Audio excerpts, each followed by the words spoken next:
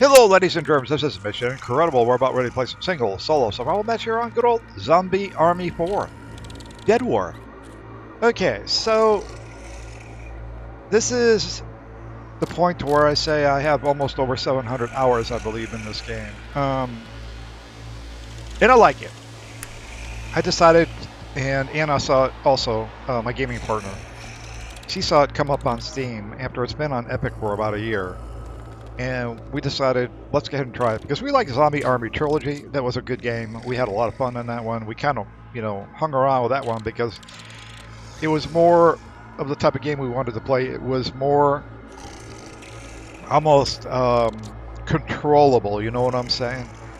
To the point to where we were having a lot of fun, probably more fun than the game than killing monsters. So in here, in Zombie Army 4, it's gotten a little bit more intense, if you will. The graphics are a lot better than Zombie Army Trilogy. The action is a lot more better, and there's a lot more variety of zombies here in Zombie Army 4. My point is, if you have a chance and you want to check this game out, I think it's on sale on Steam as of the end of, October 2021 here. I do all my gaming on PC, if you don't already know that.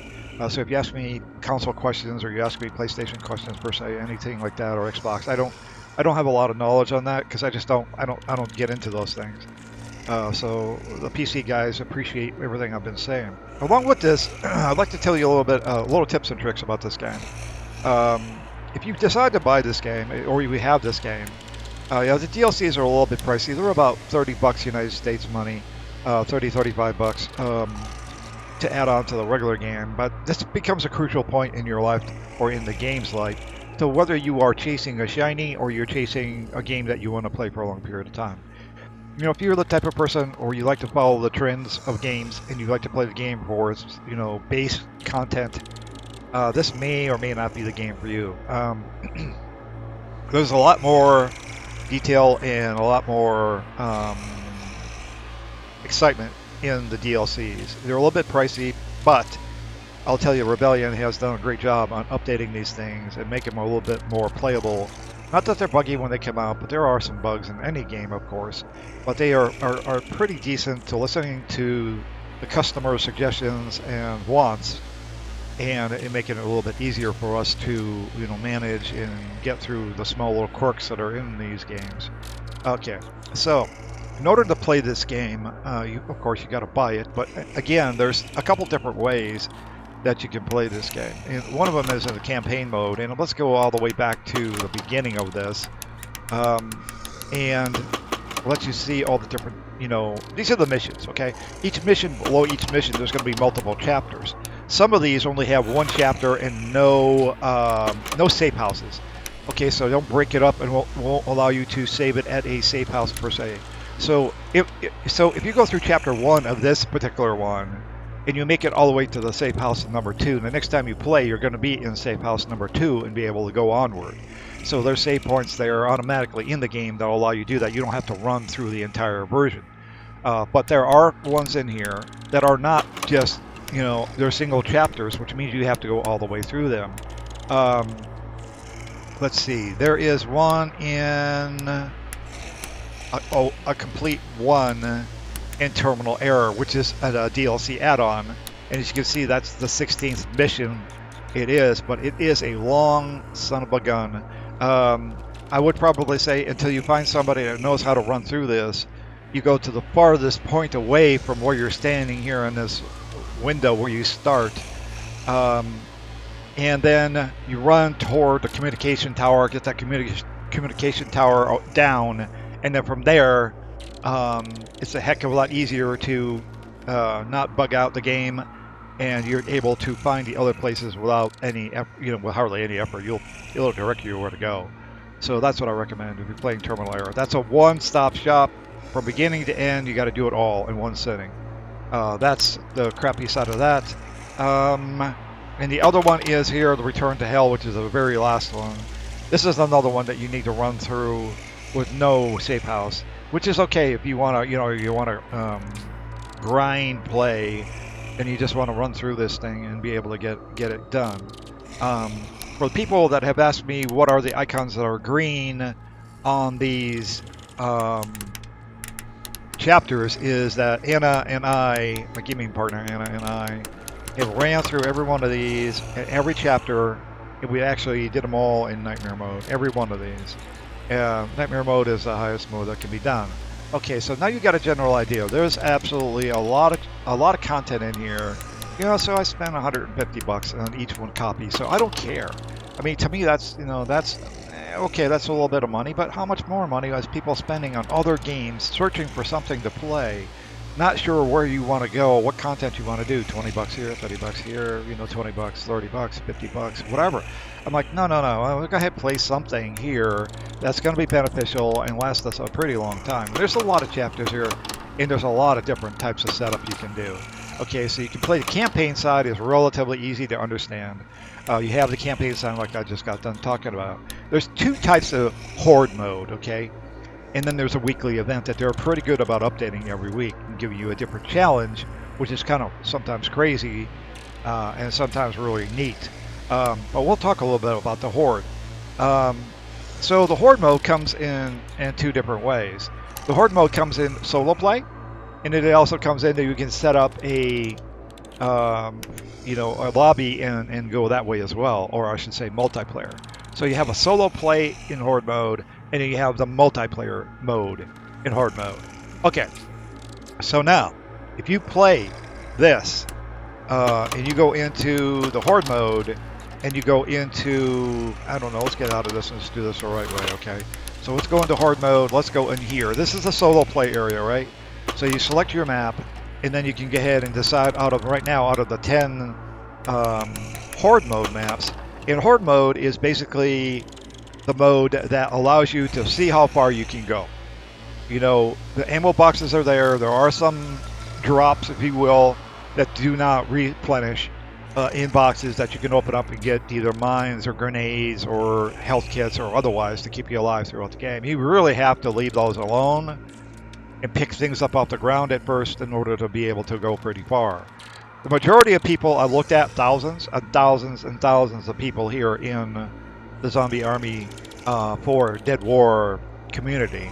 There's thousands in the leaderboard. And most of them, honestly, are averaging between 30, I don't even think it's more than 30. I would probably say 20 to 30 range in ways that you can complete. I'm proud to admit and announce that Anna and I, my gaming partner Anna and I, have gone on 106 ways on one map, and it was Caged Fear, I think it was. It was, yeah, this guy right here, which was a pretty, unannounced, unplanned, no strategy game. And I stood in one spot, she stood in another spot for most of the game.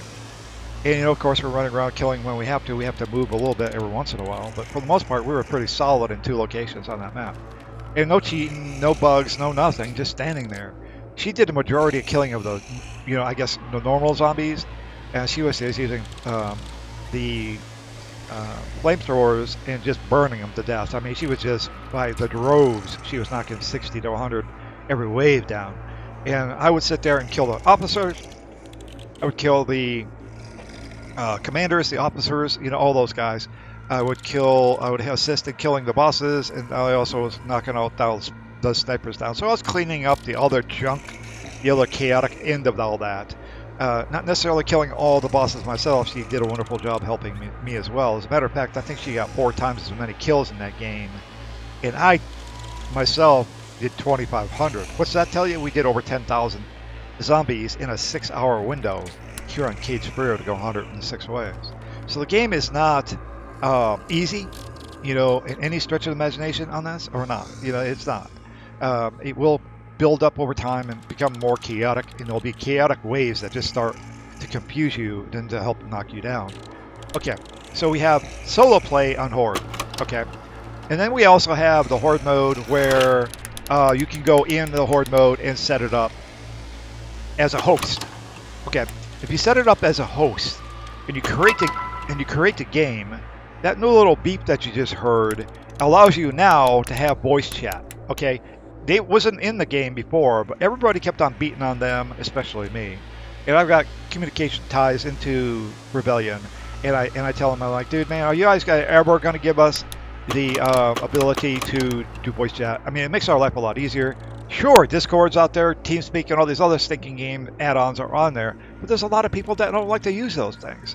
They are, if they're randoms, are you going to invite somebody into your Discord channel? I mean, if you don't really know them, if they make you mad or you make them mad or whatever, I mean, they're bombing your stinking Discord channel. Sure, you can ban them if you want to, but that just becomes kind of wonky.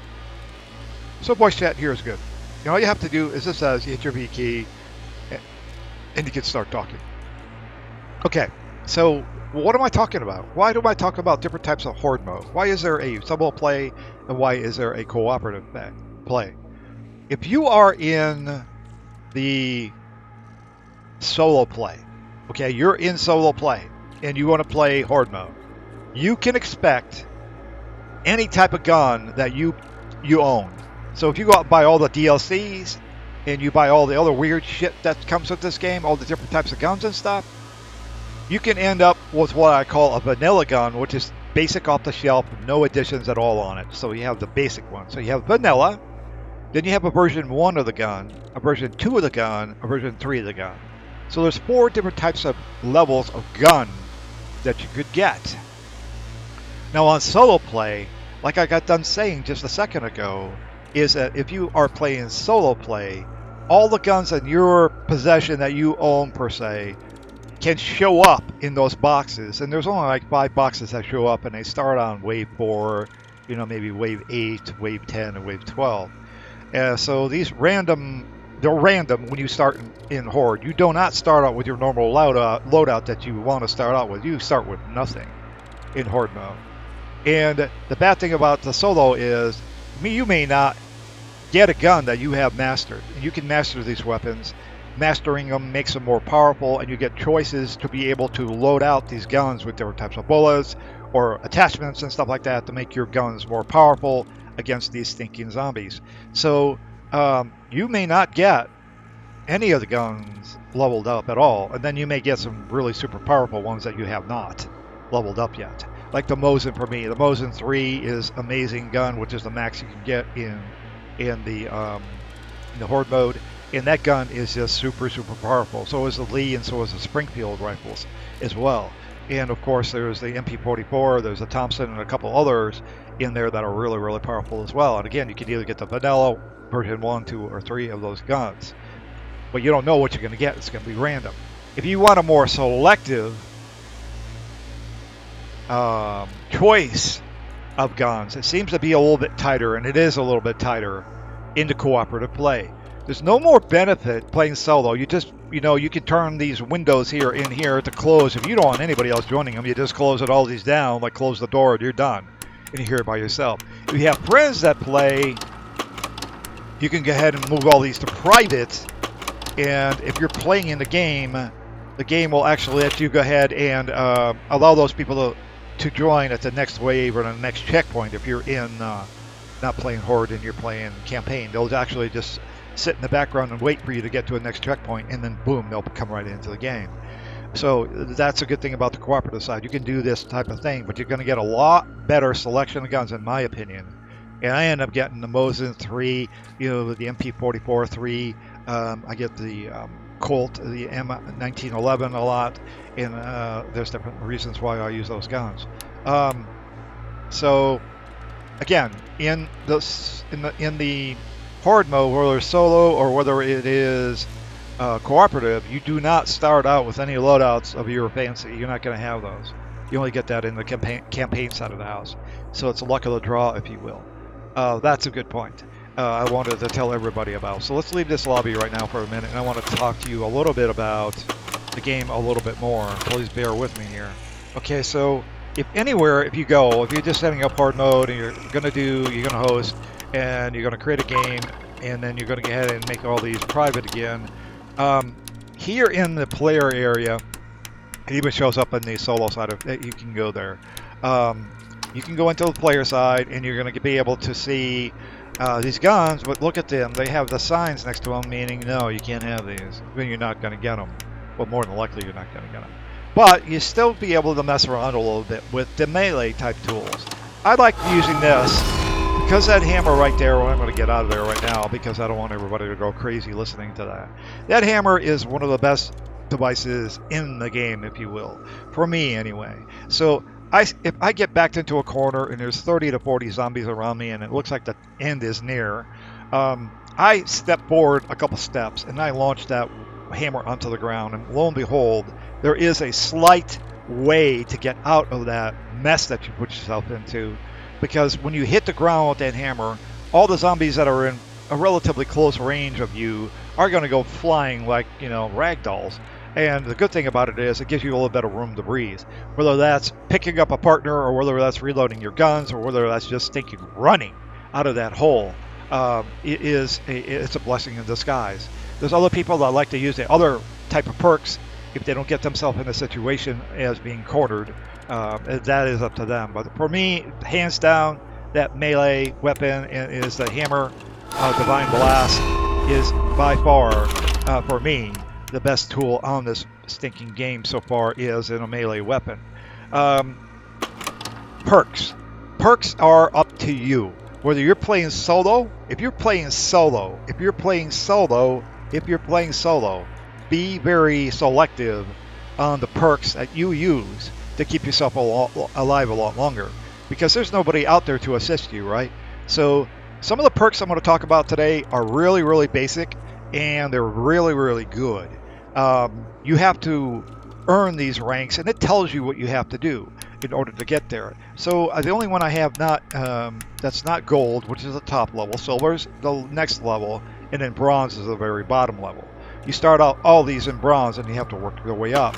Okay, for this one in particular, the combat medic one, I use to heal my gaming partner or any one of the other players that join our games. I try to be that medic. I try to be that guy that helps the team. So I'll let you guys run forward, go crazy, kill as much crap as you want to kill, and I'll sit in the back and I'll use my M1911 Colt pistol, and I'll use my Thompson if I have more than one person in the game with me. And I'll use that Thompson, which doesn't heal as good as the M1911, but I'll use those weapons to heal you. And it says right here, at the very beginning in the bronze level, it says Divine Ammo heals teammates, and that is good to know. Caveat here is, if you're playing on hard level or higher, hard, brutal, whatever you're playing, the gun tells you when it has divine bullets. You can't just rapidly, launch a bunch of bullets into a person and realize that, oh shit, half of these bullets are not working. Because if you hit them when you're playing hard or higher, it may damage them, and you can knock them down instead of, healing them and reviving them per se. Walk over to them and say, "Hey man, my bad. I'm sorry, I wasn't paying attention." Anyway, that's what this is. So you have 3 different levels. In every one, you get a little bit. It tells you what you have to do in order to unlock the next level. And of course, I got 700 hours in here. And of course, I don't get to heal Anna very much because she doesn't fall down, hardly at all. So when she does, or when she's standing alone and I see another health kit on the ground, or I see another health kit that's going to be used in a box, and she's got a little bit of health, I bet you I'm walking over to her and healing her, and then getting another tick up here to get that closer to 60. Okay, so that's the different levels of these perks. So the gold, second chance is golden, if you will. It allows you to shoot somebody. So it's much like Revive, in Borderlands 2, and the other game that out there that you shoot somebody, you kill them, and you can stand back up again. I highly, highly, highly, highly recommend don't do that. Have communication with the players you're playing with, and tell them, look, I don't have a kit. I can call it a kit, but it's a med kit. I don't have a med kit. If I fall down, can somebody come over here and help me? There's only 2 reasons I'll really use the second chance, where you shoot them and then get back up at the beginning of the game. Is one, when there's a drought of no med kits on the ground. I don't like to pull them out of the boxes, especially where you start in the game. You usually get 4 kits.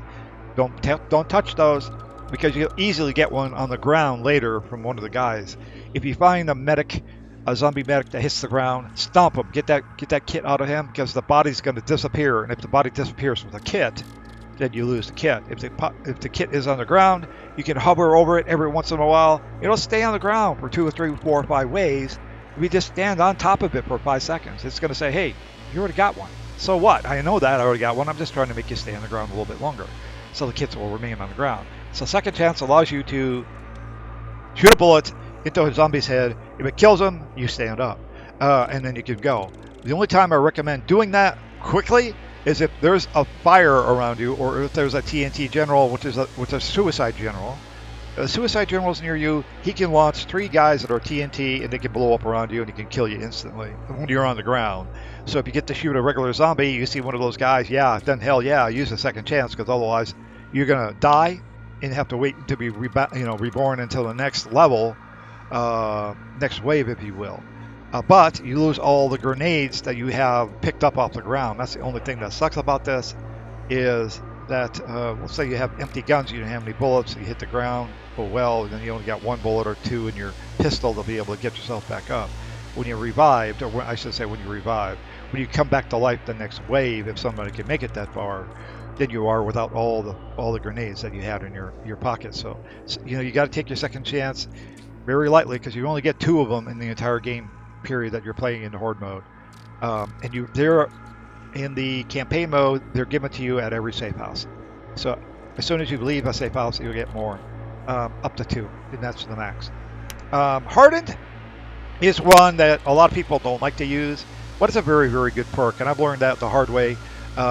As zombies, because I'll skirt between each zombies. I'm running like Barry Sanders in between all these stinking zombies, and I'm not afraid to take the hits from them because I've got hardened gold on. It greatly reduces the amount of slap damage that they can then put you into melee from the regular style zombies. And it allows me to get through there relatively quickly. If I'm playing solo by myself, again, if I'm playing solo, this combat medic is worthless. So I'll choose something else. And if I have to choose something else, it's going to be grenade related. Because you have different types of offensive perks that you can get. And one of them is the gold level of the Bombardier, which allows you to have greater damage and greater radius damage and more burn time on the grenades I like to throw, which is the fire grenades. You can choose any one of these, but if you're going to want to do damage, yeah, do damage, dude, because that's what it's all about. Some of these perks are great, some of them are better, and some of them suck. The other one that is good to have is the heavy. The heavy is also a nice one to have, because if there's any guns that are mounted on tripods, you're stuck with that tripod mounted gun, and you can't take it or move it unless you have the heavy. If you have the heavy, you can actually take them off the post and carry them, and they're going to have actually more ammo than the stock gun on the post. In other words, so if you see a gun there, somebody walks over, your partner walks over to it, and that person's looking at that gun, can't move it off the stand, they only have 120 bullets in that gun, let's say. You walk over to you pull it off that thing, you pull it off the tripod, and you look at it, and you got, a lot more ammo on that gun, only because you're having the heavy perk. So it does help in situations. There are maps that you can actually pull guns off and use them and carry them along, and they are great weapons against any of the bosses or any of the heavies, if you will. Heavies being the bosses of the flamethrower, the machine gun guy, even the guy that's riddling noise in the background, which is the screamer, and the buzzsaw guy, which is he's just crazy. Anyway, so that's what it is about the perks. So this was one I would not use in a multiplayer, in a solo play. I would use that in multiplayer only. Enhanced Vigor gives you ability, about 30% more health. It allows your reaction to damage, your regeneration time to come back quickly. And along with that, you get a little bit more health per se. It's not great. It's a little bit more. A little bit more, 30% or less. But, that delay in order to get some of your regeneration back is super multiplied quicker with rejuvenation. Rejuvenation allows you to get your health back up to about 40%, I would say, when you're maxed out on gold. So you can be sitting there with just a sliver of life left, where you can barely see any red on your meter, and then all of a sudden, bam, it goes right back to about 40% over a period of time. As long as you can stay safe for about 5 to 10 seconds, just hide around a corner, hide behind a pole, crouch, whatever you have to do to get that life back. It's a lifesaver, and it keeps me from using a lot of kits. If there's a limited amount of kits on the ground, my gaming partner Anna's always screaming at me, going like, "Why aren't you taking kits out of a box and healing yourself?" I'm like, "Because I can automatically heal to 40%. These kits can be saved for revives. You could use them as a revive kit, which we're going to get here in a second." So rejuvenation, enhanced vigor, harden, and second chance are dynamite together. I mean, they are the frickin' perfect horde mode solo or multiplayer if you want to change this one up between solo and multiplayer, whichever one you want to put in here for solo. But that is a perfect combination there. Item modifications. Okay, let's get into this real quick, and I don't want to spend a lot of time on this. So the med kit has two things. It can either restore your full health, or it can go ahead and, which it will, don't get me wrong, but there's two types. There's an auto revive, and this is the one that is the no-brainer. Okay, you want to have this one checked because this is going to save your ass. Don't use your health kit unless you're at the beginning of the wave and you got shot by 6, I don't know, bazooka snipers, and you're almost ready to die at the beginning of the wave. Then you probably want to use your health kit, which you're not going to have anything to revive you with later. So there's two modes. There's auto revive, which means you can use it and it shocks the enemies that are around you for a very short period of time. It allows you to stand up, and you got about 4 seconds, 3 seconds to maybe get up and get the hell out of the mess that you got yourself into. It gives you a little bit of ability to run away, if you will. But then you need to hunt another kit, which they're usually plentiful in certain areas of the maps. When a zombie medic looks just like a regular medic, it's got the cross on there, like on his suit, and he's got a helmet of white with a green cross on it. You shoot him, separate him from the kit, and then bam, pick that up, and you got another one on your belt. The healing allies in a short range is really worthless because it doesn't do a lot of healing per se. And again, I mean, it's last resort type thing. Unless you don't have it, and that's the only thing you can use, well then use it, of course. But I wouldn't use it unless it's really, really, really necessary. Find a different way to heal a person. Electric trip mines, I don't get into that much. They're worthless. I mean, they are like the barking dog. You put them on the ground. It's a wire that is electric wire that goes across the ground, and if an enemy hits it, they do the curly shuffle and hit the ground, and they start bouncing around like they're electrified, and then they stand back up and come at you. Like, okay, that's nice, but it doesn't kill them for the most part. It's just like a barking dog. You want to know if something is behind you. If you don't see, if you hear them all of a sudden wiggling around the ground, then you know there's something behind you. Use them in areas that aren't critical. Use them in doorways to see if a doorway has been breached from enemy coming out of it. Incendiary S-mines are nice, but there are two different types. There's attach a sound. No, let's not do that. Let's not attach any sound to this particular one, the incendiary mine. It's a hell of a lot better to put this near a doorway, right? 2 steps, 3 steps outside a doorway where you know they're going to be coming from, or 2 or 3 steps away from an area you know that they're going to bunch up and then come out of, and a choke point, if you will, a doorway, a choke point. You put that outside the door and let them run out or walk out over the top of this.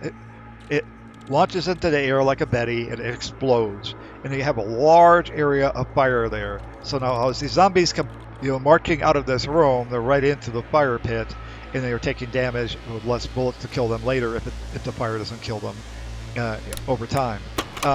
So then the Teller Mine is nice. This thing is great. I'll say this again, it's important. This thing is great if you're up against a tank or a half-track. Again, this thing is great if you're up against a tank or a half-track.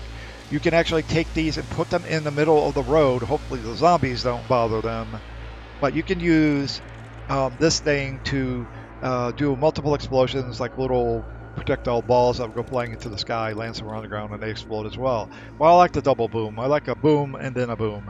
So that way, if there's like I said, if there's a half-track or a tank, a zombie tank or half-track coming down the road, I have 1 or 2 of these on the road, guess what? I knock their stinking tracks off, and that son of a bitch ain't moving no more. It's pretty much stationary, and I'll have to worry about trying to chase it around the map to knock it down. It'll knock its tracks off, and boom, man, you can then figure out a way to get around one side, peek around the corner, take it down, and then go to the other side and take it down if you need to. But teller mines are great against mobile vehicles, and also will take out large crowds of zombies if you're able to drop one of these things down quickly, 10 paces away from an enemy, a horde of enemy that's marching towards you, and then let them just get murdered by a large explosion or two. Electric grenades, again, they suck because you throw them on the ground and they just sit there and rattle for a couple seconds, then they explode. The guys do the curly shuffle, they hit the ground, and they stand back up after the electricity is gone from them. The frag grenades, nice. There's two different types of frag grenades. Multiple little projectile pellet type things that hit the ground, maybe 4 of them. And if you're playing in hard mode or hard difficulty or higher, you want to make sure you're staying away from this son of a bitch, because if those 4 bullets come out near you, you're going to take damage from them as well. They will clear out a little bit more zombies, but it's very unpredictable where these 4 extra charges are going to go. They don't always go towards the zombies, they can also come towards you. The mode I'd like to do the best, especially against the screamers, is taking the other mod. Here it is. The B mod is a sticky style grenade. You toss it, and the son of a bitch is going to land wherever it lands, and it doesn't move. So I'll take one of these if I'm using these. Anna likes to use these, and I particularly go for the fire grenades. But you can take it and throw it on the back of a screamer. I mean, you can throw it right on his back. He'll yelp a little bit, and that thing explodes. And my God, that takes him down with 2 grenades and a little bit of bullets. Perfect, man. Another thing I want to tell you about the teller mine as well. If you can put 1 or 2 teller mines in a doorway for a screamer, do it. So there's a screamer outside that door, opposite of you, at the doorway. Place 2 place 2 of the teller mines for the screamer down, relatively close to each other. So when he comes flying through that stinking door, guess what happens? He's going to take a super amount of damage. If he doesn't die right then and there from it, he's going to die pretty close after a couple, I don't even think, maybe after a mag's worth of bullets, he's going to be on the ground. Easy peasy job for that, but teller mines are great too. But the frag grenades, it's up to you on what mode you like to do. Mod A likes to clear out crowds if you can throw it in the center of the crowd. So where those 4 little projectiles go out, it may take out all of them. But then again, it may not do as much damage as this regular grenade, which has an increased blast radius. Again, choice is golden, and it's up to you. The incendiary grenade is another life-saving grenade. I don't mean that for anything other than the sound over here. Because if you have a player, and let's say Anna is in a corner, she's trapped, and there's 30 to 40 freaking zombies over there, and they're about ready to knock her down. She doesn't have any kits, she doesn't have any more of her double life points to bring her up. I take one of these things and I throw it in the opposite direction where she's at. So if she's over in the left, I'll throw it in the center of the map, or I'll throw it to the right. It's like candy to those zombies. They are instantly distracted, and they run away from Anna, and they run towards, not run, but they'll start walking toward.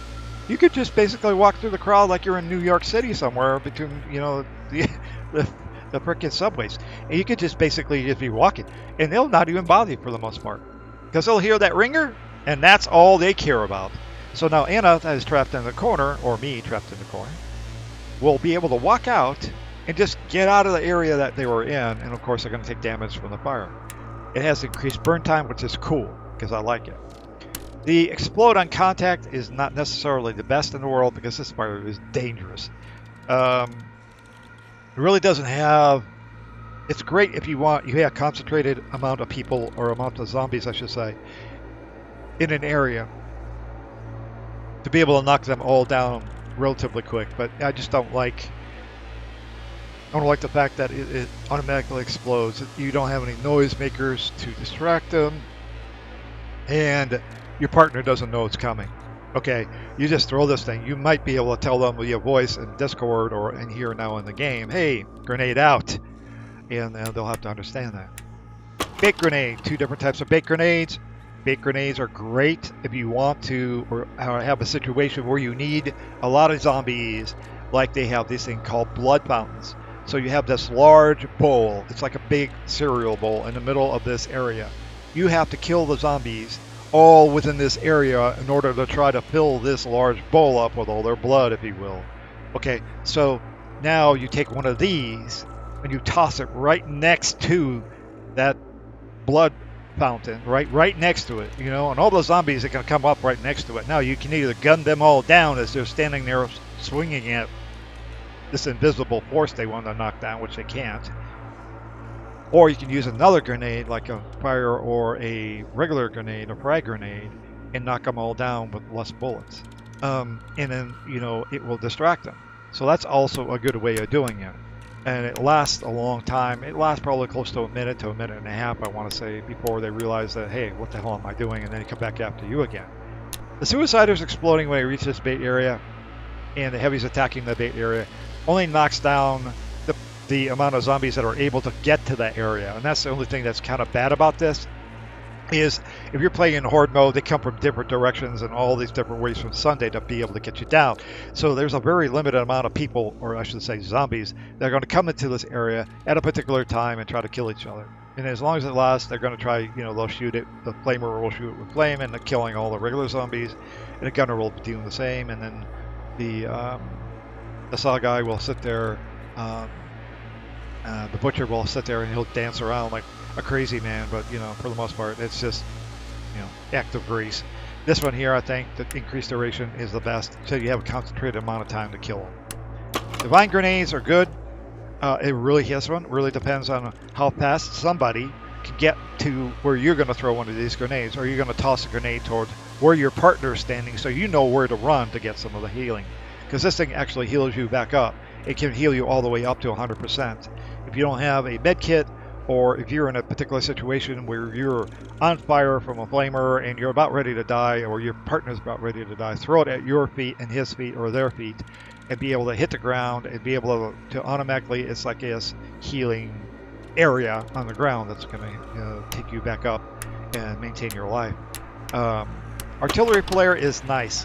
There's two different types of artillery shells, one that is just a random side and one that's a tighter radius side.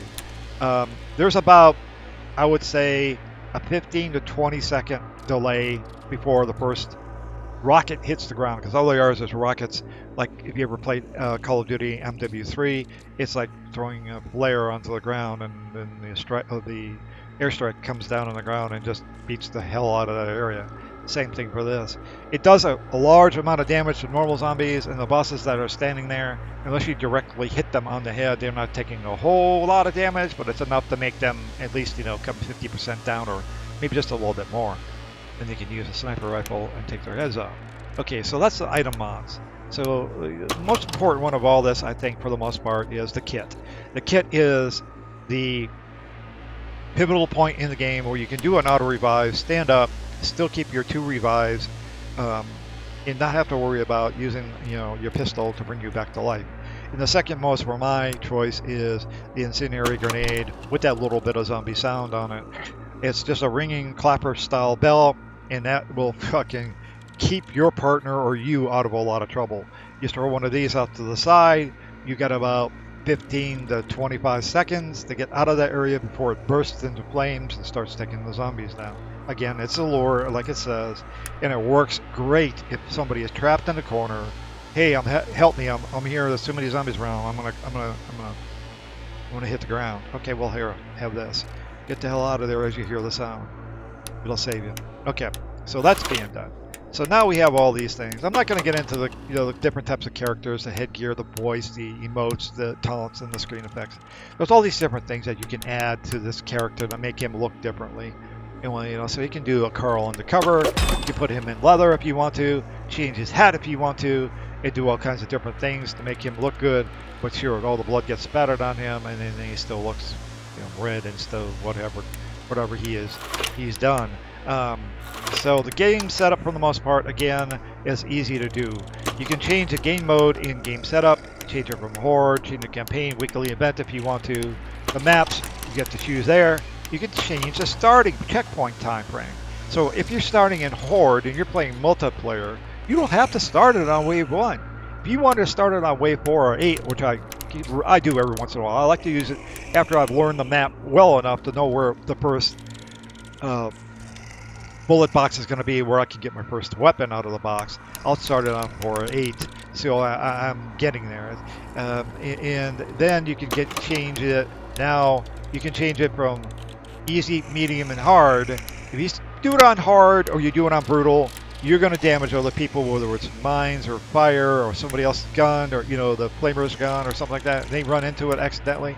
Yeah, you're going to damage them on brutal and hard. The brutal is you don't have a HUD in the game. You are just blind to whatever's going on. You have no idea how much health you have. You have no idea how many bullets you got in your gun. Basically, there's no information on your screen whatsoever. It becomes a little bit more of a pain in the buttocks, more realistic, if you will. But it is definitely a lot more difficult to play. Hard and brutal, again, damage to your teammates is on, and you cannot turn it on. Player setup. You can set it up on default, which means if there's one player in the game, you're going to get 1 player with enemies. 2 players in the game, you're going to get 2 players with enemies. 3, you're going to get 3, and 4, you're going to get 4. And then you can set it up where you have just 1 player's worth of enemy, no matter how many players are in the game. Same with 2 and 3, if you will. And then you can also set it to 4 players. If you have 1 person like me, I like to play this on 4 players with the enemies because I feel comfortable enough now at 700 hours to be able to control the amount of stuff that I want to do, because I do a certain thing and I do a certain way and a certain strategy to try to keep myself alive for as long as I can, only because zombies are stupid and we can figure out a way to drag them around like a parade and knock them down, is all I'm going to say. That's probably more than I wanted to say, but that's what you can do to them. Okay, so you have it now. You can change it to any mode you like. So, I mean, honestly, there's not really other things I can tell you about all this. Like I said, some of these are really, really good. Some of them are really long. If you want to stretch and you want to play for, I don't know, an hour to 2 hours, you can choose several of these other ones. But again, the good thing about this is in horde mode, you go as far as you want for as long as you want. And it's a non-stop effort. If you're solo, you might be able to pause the game for a short period of time. But if you're in a game, if you're in a multiplayer game, you're not going to be able to do that. They're still going to come get you. So that's the way it is. We're not going to play in this particular campaign, but I will say this. This game, for me and Anna, it's a godsend. We like this game a lot. I mean, we play it a lot. As a matter of fact, every day we get at least 1 chapter in per mission. So we play, we'll just play one of the campaign set of houses, and we'll go in here and we'll play one of these. There are several of these maps. You're going to have to figure out which ones they are. I'm not going to tell you anyone. That's just giving you too much information. But there are certain ones in here somewhere that you can go ahead and play them on Nightmare level once you get Nightmare ability. The only way to get Nightmare ability is to go through the game completely. Like if you play this on easy all the way through, that should unlock the Nightmare campaign. So you have to do the campaign and kill Hitler. That's the only thing I'll say. You have to kill Hitler.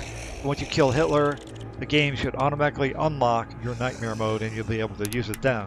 So if you start in this game going like, hey, what the hell can I get the Nightmare mode to work, is because Nightmare is not going to allow you to go unless you have the game unlocked. Once the game has been completed, then you can go ahead and go into Nightmare mode. The Nightmare mode just brings a lot more heavies and a lot more concentrated effort, more chaos. Instead of being this semi-stream of zombies over a period of time, they come all at you at once in different formats, in different ways. They'll come in through portals, they'll come in through, spawns on the top of boxes and train cars and buildings, and land on the ground from 3 stories above you, and they'll just come in from every direction. You're like, what the hell am I supposed to kill first? And then meaning with all that, in Nightmare mode, they are waltzing Matilda with the buzzsaw guy, the butcher coming at you, and then 2 flamers running up, and you look up and there's a guy with a heavy MG coming at you too. You're like, holy shit. So there's a lot of stuff that can happen in this game in Nightmare. I recommend that you try it slowly. If you guys can't find anybody to play this game, the Mission Incredible group, look, I can open up Mission Incredible group to select level-headed, non-testicle oriented players. I mean, we like level-headed guys and ladies to come on in and enjoy themselves. We like them to come in without any major ties to any other groups, because we have many players coming in. Hey man, you guys got some of the best Call of Duty Warfare players in the world. Let's get them to try to come into our group. Well, guess what? Those guys are getting fed up with all those invites, and I kick everybody that tries to do that. So the players that are in there for playing as a team and respecting everybody in the team and enjoying the people that are in the group are the people that I allow. So yes, I do my intelligence and I do my looking around and talking to other players that may know these other players to see if I want to let them in. We don't allow cheats or VAC bans in the group. We try to keep everybody level-headed so everybody is good to go. So if you're looking for players to get into the good old Zombie Army 4, there's always people that want to play this game. I understand that. And we can get more and more and more into here as long as we get the you know, a decent run of games. And one of the things in this particular game is that you have to, in order to get platinum and get all the achievements, one of them is to run through the entire campaign with 4 players. I don't know if it has to be the same 4 players, but it has to be 4 players. You have to do a campaign with 4 players, and I recommend running that on easy, 1 players with the enemy with 4 players, and just running through and getting it done. Just, I mean, honestly, that would be the easiest, the quickest way. 1 players with the enemy, 4 players, no brainer. You get that checkpoint off, and then hell, if you want to go back and do it again later on a higher level of difficulty, do it. But at least you got, you know, that checkpoint done. Okay, this is Mission Incredible. I've talked enough, about almost 45 minutes, I believe. So I hope you guys enjoy this game. If you guys do, like I said, if you want to join a group that plays Zombie Army 4, come on in. Our group is Steam. It is the Mission Incredible group. Or you can find me, Mission Incredible. And I'll friend you, and then we'll throw you into the group. Hasta la bagels. This is Mission Incredible, signing off for the Mission Incredible group.